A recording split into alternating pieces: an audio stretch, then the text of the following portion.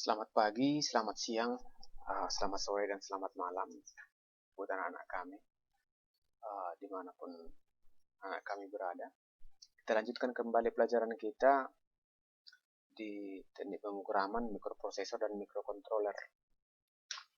Untuk pelajaran kali ini, kita akan masuk di pelajaran algoritma dan flowchart. Apa itu algoritma, apa itu flowchart? Itu yang akan kita bahas. Mungkin banyak di antara kami yang sudah kenal, yang sudah pernah dengar algoritma itu dan flowchart.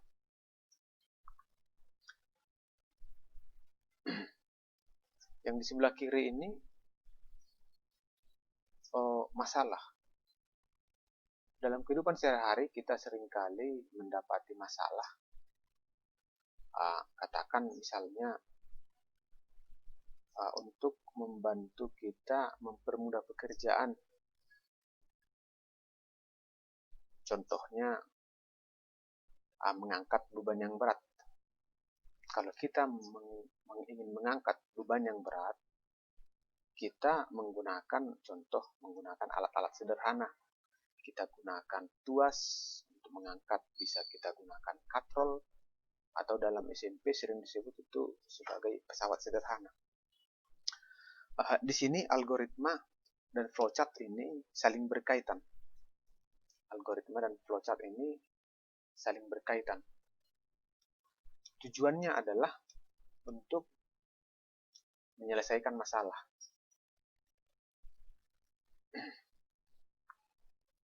Contoh, kita ingin pergi ke sebuah supermarket, di mana di supermarket itu ada banyak sekali barang-barang. Ini contoh sebuah layout dari sebuah supermarket atau swalayan begitu. Tujuan kita adalah untuk mengambil barang-barang belanjaan. Yang pertama ingin kita ambil adalah tisu, kemudian susu, ikan segar, kemudian kopi, kemudian roti. Ini adalah pintu masuk dan ini adalah kasir dan pintu keluar begitu. Kemudian untuk kita mengambilnya tentunya kita harus petakan dulu kira-kira di mana sih raknya tisu, di mana raknya susu, dan yang lainnya. Kemudian kita ambil jalur atau jalan terpendek untuk mengambil barang-barang tersebut. Kalau seandainya urutan dari barang-barang ini tidak sesuai, ini harus kita list ulang atau kita perbarui lagi daftarnya. Contoh, tadi ada 5 barang, tisu, susu, ikan segar, kopi, dan roti. Tisu itu kita lihat di sini ada di sebelah sini, di ujung. Ini tadi awal, ini ujung. Kemudian susu itu ada di sini. Kemudian ikan itu di sini, di dekat pintu masuk. Kemudian kopi itu raknya ada di sini, di tengah sebelah kanan. Kemudian roti itu ada di sini, di raknya Bread and Bakery. Jadi ini harus kita urutkan terlebih dahulu, mana yang lebih dekat ke pintu masuk, mana yang lebih dekat ke pintu keluar. Tentunya harus kita mulai dari yang dekat ke pintu masuk, kemudian ke pintu keluar. Jadi kita ubah urutannya. Kita pertama mengambil ikan,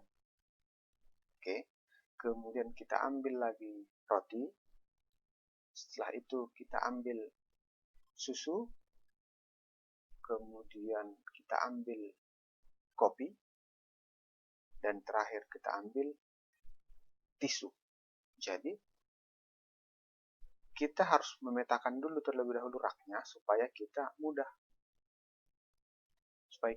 untuk melaksanakannya. Tadi Pak sebutkan di awal, algoritma itu dengan flowchart itu sebenarnya salah satu cara yang digunakan untuk mempermudah menyelesaikan masalah. Jadi masalah kita tadi ini adalah bagaimana kita mengambil barang-barang belanjaan dengan cepat. Sementara barang belanjaan kita ada 5 tadi, tisu, susu, ikan, kopi, dan roti. Kita mau mengambilnya. Tentunya kalau kita belum paham ini, mapnya, petanya, bisa saja kita pergi duluan kemari. Oh, di sini nggak ada, yang ada di sini tang, obeng, dan yang lainnya. Pergi kemari. Kita telusuri satu persatu, telusuri. Memang kalau kita telusuri satu persatu, barang-barangnya akan dapat semua, tetapi akan membutuhkan waktu yang lebih lama. Bisa 2 kali, 3 kali, bahkan lebih. Belum lagi, seandainya barang-barangnya ada yang kelupaan. Oleh karena itu, diperlukan sebuah algoritma. Algoritma itu apa? Adalah tata cara untuk mempermudah menyelesaikan masalah tadi. Contohnya di sini, caranya yang pertama adalah algoritmanya adalah dipetakan dulu posisinya, kemudian kita cari rute terpendek, kemudian kita perbarui daftarnya, kemudian kita eksekusi, kita laksanakan. Mana? Oke, saya kira sudah cukup jelas di sini. Kalau misalnya ada pertanyaan, boleh ditanyakan di chatting juga sama Bapak, atau di kolom diskusi kita bisa. Jadi algoritma itu adalah urutan atau langkah untuk menyelesaikan persoalan. Jadi dalam membuat algoritma itu, yang pertama harus ada ya urutan-urutan yang logis dalam pengambilan keputusan tadi. Kemudian harus bisa kita tentukan logis tadi ya benar atau salah. Dan yang terakhir itu, setelah kita buat sebuah algoritma, kita harus memastikan dulu bahwasanya setelah kita jalankan algoritma ini, apakah hasilnya benar atau tidak. Perlu saya sampaikan kepada anak kami, dalam pelajaran kita ini, kita tidak perlu menghafal, misalnya algoritma ini fungsinya apa ya, flowchart fungsinya sebagai apa, tidak perlu. Yang perlu adalah pemahaman saja. Jadi algoritma itu adalah cara atau teknik untuk menyelesaikan masalah. Sebenarnya dalam kehidupan sehari-hari, ini sudah kita laksanakan, hanya saja kita kurang tahu itu artinya apa. Contoh yang paling sederhana tadi adalah cara mengambil barang-barang di sebuah supermarket tadi. Oke, kita lanjutkan. Oke, penulisan algoritma ini umumnya ada 3. Dalam pemrograman itu penulisannya ada 3. Boleh saja secara bahasa sehari-hari menggunakan bahasa Indonesia, bahasa Inggris, atau yang lainnya. Kemudian menggunakan flowchart, diagram alir, itu yang akan kita bahas. Kemudian yang ketiga menggunakan pseudokode. Yang pertama itu dengan bahasa natural, algoritma itu boleh kita sebutkan ini sebagai langkah menyelesaikan masalah atau step by step. Sama seperti ibaratnya kita membuat kue, membuat makanan, membuat masakan. Cara pertama begini, cara kedua begini. Yang seringkali menyebabkan ambigu atau kesalahpahaman, kesalah pengertian tentang penulisan bahasa tadi. Jadi algoritma itu kalau kita buat dalam bahasa yang bahasa kita, bahasa Indonesia, bahasa Inggris, dan yang lainnya, bisa sangat panjang dan sering membingungkan.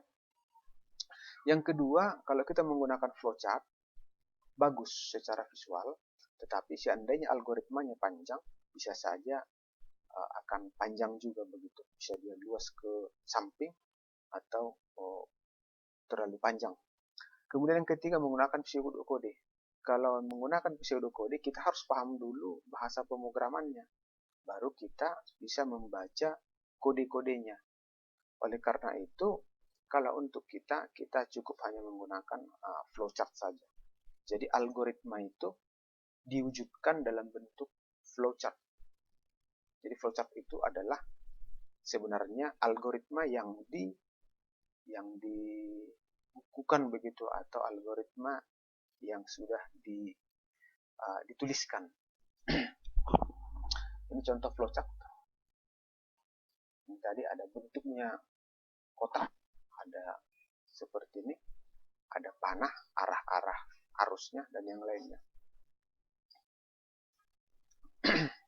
Kemudian di sini sama seperti bahan yang sudah Bapak sampaikan di halaman PDF, itu di sana bisa kamu baca dengan detail simbol-simbol dalam yang digunakan dalam sebuah flowchart. Di sini ada awalnya, awal program dan akhirnya. Ini flow lainnya, garis alirnya, ini persiapannya, dan yang lainnya. Di sini tidak Bapak jelaskan satu persatu lagi. Jadi flowchart itu bagian yang mempunyai arus, menggambarkan langkah-langkah penyelesaian suatu masalah. Ini tidak perlu Bapak sampaikan lagi. Ini contoh sebuah flowchart. Flowchart di sini adalah untuk menyatakan, untuk menyelesaikan sebuah bilangan apakah dia genap atau ganjil. Kita mulai. Kita contohkan sebuah bilangan, katakan 12. 12 start input bilangan. Kita masukkan di sini nilainya 12. Kemudian dieksekusi, diproses di sini. Di sini ada proses. Hitung sisa bagi antara bilangan tersebut dengan 2. Bilangan tadi kita sebutkan 12. Kalau 12 itu dibagi dengan 2, di sini diproses 12 dibagi 2, hasilnya di sini A. Jadi kalau 12 dibagi 2 hasilnya 6 begitu. Jadi 6 ini bersisa atau tidak? Sisanya tidak ada, atau sisanya adalah 0. 6. 12 dibagi 2 hasilnya adalah 6. Tidak ada sisanya. Apakah sisanya 0? Ya. Kalau ya, turunkan kemari, maka dicetak. Angka yang tadi diinput itu, dimasukkan itu adalah bilangan genap. Selesai. Contoh, kalau kita masukkan di sini 13 diproses di sini 13 dibagi 2, hasilnya juga sama 6. Hanya saja bersisa, ada sisanya 1. Apakah sisanya 0? Tidak. T. Apakah sisanya 0? Tidak. Berarti dicetaknya bilangan tersebut adalah ganjil. Jadi kalau kita masukkan di sini 13, maka akan tercetak ganjil. Kalau kita masukkan 12, akan tercetak genap. Itulah cara kerja dari algoritma ini. Algoritma yang dituangkan dalam sebuah flowchart.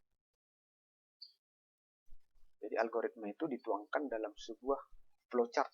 Ingat, flowchart ini hanya salah satu cara untuk menuangkan algoritma. Bisa tadi dengan bahasa sehari-hari, bisa juga dengan menggunakan pseudokode. Jadi dengan menggunakan flowchart diharapkan kita itu akan membuat sebuah program dengan lebih mudah dan dapat ditelusuri seandainya terjadi kesalahan. Oke, kita coba lagi, sekali lagi. Kita input bilangannya misalnya 15. 15, hitung sisa bagi antara bilangan tadi, yang 15 dengan 2. 15 bagi 2, hasilnya 7. Sisanya 1. Apakah sisanya 0? Tidak. Maka bilangan tersebut adalah ganjil. Oke, bisa kamu coba-coba lagi, kamu pelajari. Oke, untuk tugas. Tugas, buatlah sebuah flowchart untuk menyelesaikan masalah sederhana. Bisa dengan cara yang tadi, mirip seperti itu. Yang Bapak minta adalah, kamu tuliskan di bukumu cara atau flowchart untuk mengetahui apakah sebuah bilangan merupakan kelipatan 4. Tuliskan flowchartnya dan gambarkan, kemudian kerjakan di buku catatanmu, kemudian kirim fotonya di web kita, di web e-learning. Saya kira untuk selanjutnya bisa anak-anak kami lihat literatur yang lain, atau misalnya kesulitan juga boleh chatting dengan Bapak, boleh diskusi di kolom yang sudah kita sediakan. Saya kira itu aja untuk hari ini. Pertemuan kali ini kita akan melanjutkannya di pertemuan-pertemuan selanjutnya. Terima kasih, selamat siang, selamat sore, selamat malam, selamat pagi. Semoga kita selalu diberi Tuhan kesehatan. Terima kasih.